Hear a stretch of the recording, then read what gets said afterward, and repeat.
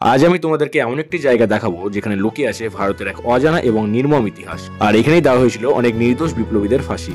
সাধারণ মানুষদের প্রতি ইংরেজরা যে কিভাবে অত্যাচার করত তারই মধ্যে এটি হচ্ছে এক অন্যতম নিদর্শন। আর এদেরকে দেখে মনে হচ্ছে এক একটা যেন এক জীবন্ত কয়েদি, যাদেরকে এখানে বন্দি করে রাখা হয়েছে। আর জেলের ভিতর ঢুকে ভিডিও করার পর আমিও কি এখানে বন্দি হয়ে গেলাম? তো আজ আমি চলে এসেছি আলিপুর জেল মিউজিয়ামে।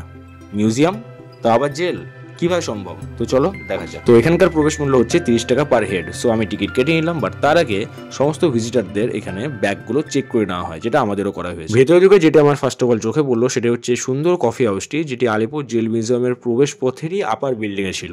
ভিতরে এন্ট্রি করে দেখলাম হিউজ এরিয়া, আর সামনে রয়েছে সমস্ত কক্ষের একটা বিলবোর্ড, যেখানে সমস্ত ডিটেলস দেওয়া রয়েছে কোথায় কি কক্ষ আছে। তো শুরুতেই রয়েছে ফাঁসির মঞ্চ। সেই ফাঁসির মঞ্চ যেখানে আমাদের অনেক যারা নির্দোষ বিপ্লবী ছিলেন তাদেরকে ফাঁসি দেওয়া হয়েছিল। তো চলো ভিতরে এন্ট্রি করা যাক। ভিতরে ঢুকতে গাটা যেন ছমছম করে উঠলো, কারণ যেভাবে এখানে সমস্ত কিছু দেখানো রয়েছে সেগুলো দেখলে যে কারোরই গা ছমছম করে উঠবে। যেখানে আছে সেটা হচ্ছে জেলখানা। এখানে যাদেরকে ফাঁসি দেওয়া হতো তো তাদের ফার্স্টে এখানে শুয়ে দেওয়া হতো, মানে তারা এখানে থাকতো। যাকে ফাঁসি দেওয়া হতো তার আগের দিন তাকে রাত্রে এখানেই রাখা হতো, মানে এখানেই তারা ঘুমোতো।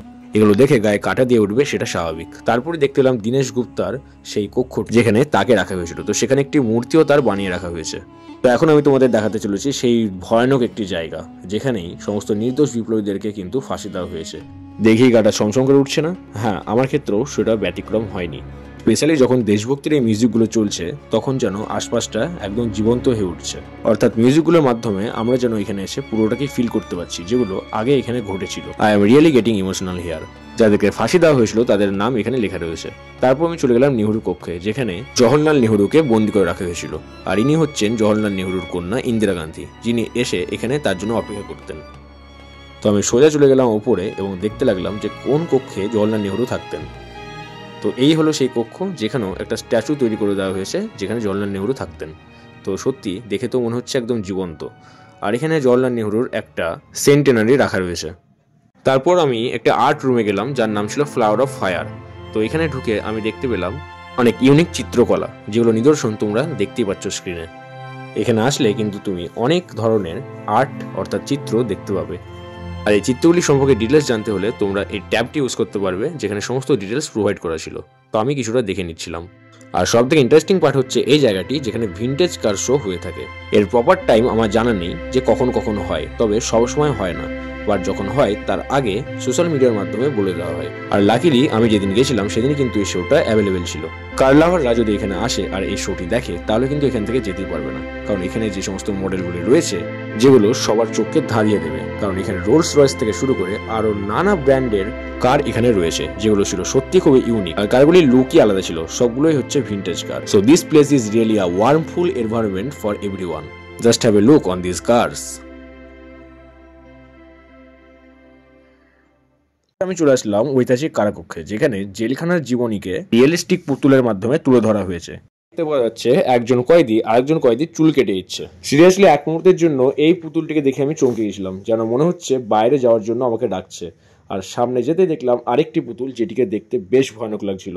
একটা চোখ ছিল তার অন্ধ, যে কিনা ঝাড় দিচ্ছিল। আর ভেতরে ঢুকতেই আমি দেখতে পেলাম জেলখানায় কয়েদিদের জীবনীটি কেমন ছিল সেটি এমনভাবে এখানে সেগুলিকে মডেলের মাধ্যমে তুলে ধরা হয়েছে যেন মনে হচ্ছে এরা সবাই জীবন্ত, যেন এদের মধ্যে প্রাণ আছে, একটু হাত দিলেই যেন নড়ে উঠবে। সিরিয়াসলি তোমরা ভিডিওতে দেখে বুঝতে পারছো যে কতটা এদেরকে রিয়েলিস্টিক লাগছে। আর সব থেকে মজার পার্ট হচ্ছে এই পুতুলগুলির মধ্যে বেশ কয়েকটি পুতুলে অডিও স্পিকার লাগানো রয়েছে, যার ফলে যখন অডিও বেজে উঠছে তখন মনে হচ্ছে এরাই যেন কথা বলছে। চলো শুনে নেওয়া যাক কিছু অডিও ক্লিপ, যেগুলো এই পুতুলগুলিকে প্রাণ দিচ্ছে।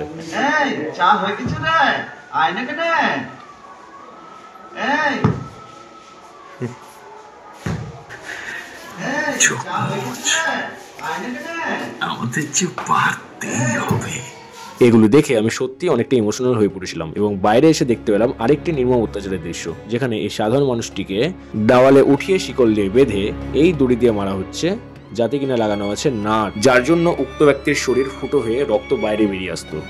কতটা যে নির্মম অত্যাচার এদের প্রতি করা হতো সেটা এখানে আসলে সেটা বোঝা যাবে। জায়গা যেন শেষই হচ্ছে না।